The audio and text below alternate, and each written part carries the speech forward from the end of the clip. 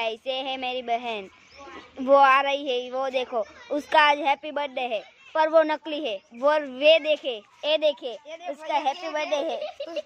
Cake काटने वाला हाथ सूजी बहन काटे। हैप्पी बर्थडे है, केक काटो, केक काटो। ये सब मेरा नकली बर्थडे बना रहे हैं। अब क्या पता, मेरा तो 3 महीने में आता है बर्थडे।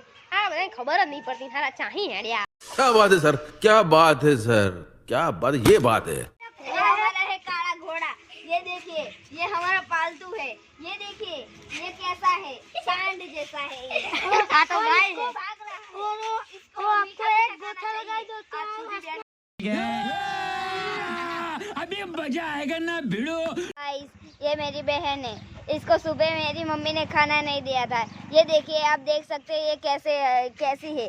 ये देखिए, उसको बहुत फोन देखने का बहुत शौक है। और ये देखिए, वो इस तरह आप भी फोन मत देखिए। और ये देखिए, वो कितनी पागल है। ये देखिए, ये तो गांडू से आ तो मारू। ये देखिए, ये देख सकते हैं, ये हंस रही है। मेरी मम्मी ने आज खाना नहीं दिया। ये मेरी बहन है, वो गोली है, पर वो बहुत घटिया है, घटिया इंसान।